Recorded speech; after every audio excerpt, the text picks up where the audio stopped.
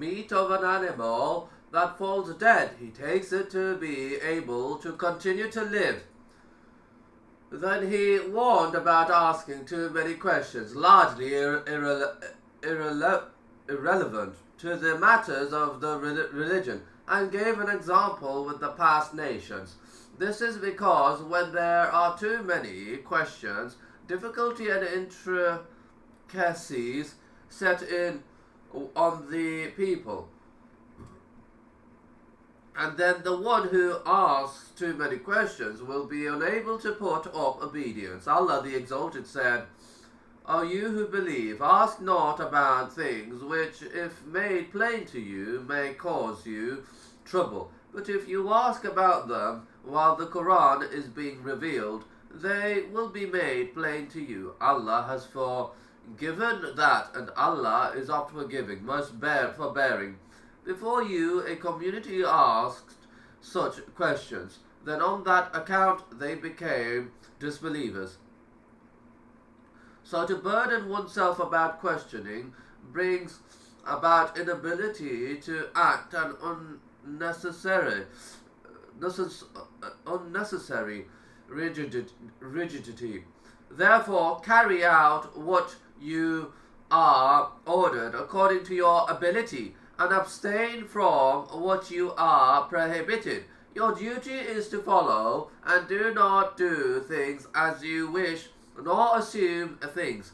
This is from hastening to decide matters before Allah and His Messenger.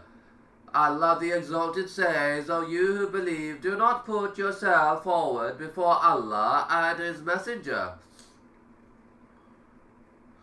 Do not say, why hasn't Allah made such and such obligatory, or why is such and such not prohibited?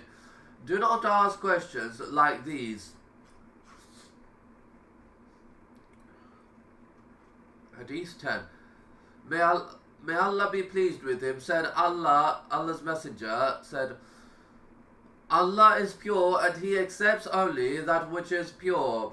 And Allah ordered the believers what He ordered the messengers. He said, O you messengers, eat of the tayyibat, all kinds of legal foods, which Allah has made legal, meat of slaughtered, eatable animals, milk products, fats, vegetables, fruits, and do righteous deeds. Verily, I am well acquainted with what you do. And He said,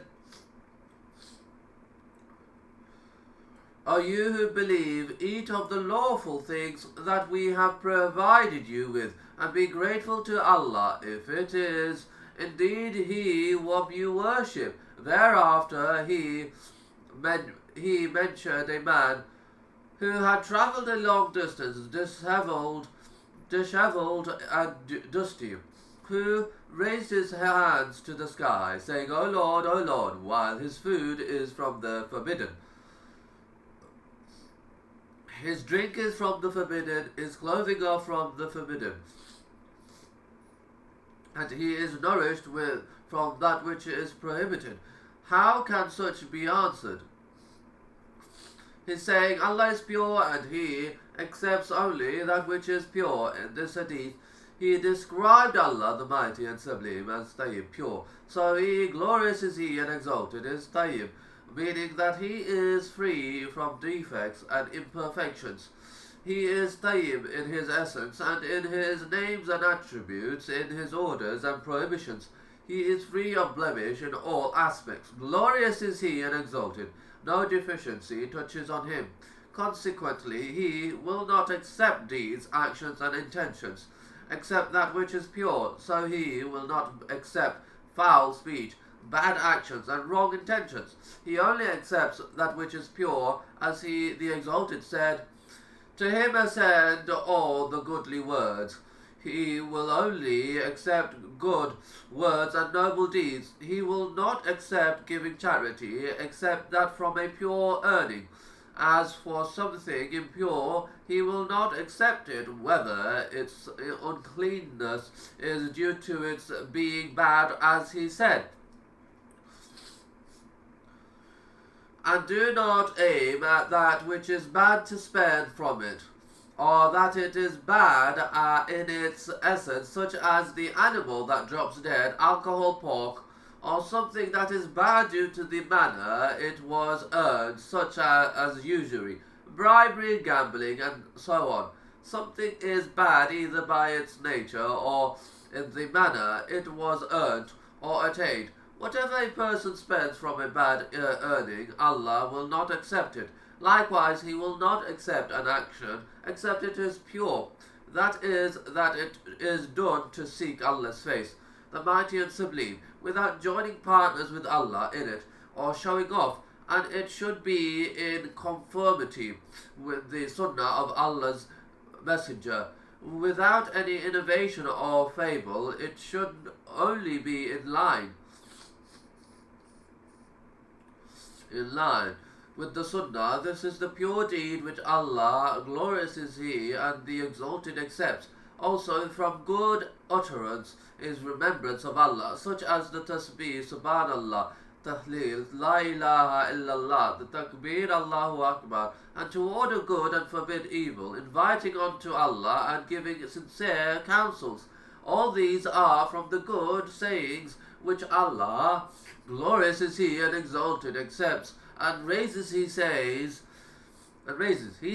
to him, ascend all the goodly words. As for the bad utterance, Allah rejects it and dislikes it. Lies, backbiting, slandering, abuse, perjury, and all evil utterance, including statements of shirk and disbelief.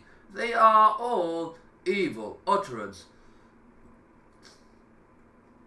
They will not be raised unto Allah the Mighty and Sublime, and they will not be accepted. His saying, He accepts only that which is pure of everything, that excludes what is dirty. Allah the Mighty and Sublime rejects it and will not accept it. Then He said, and Allah ordered the believers what He ordered the messengers. This point to the fact that the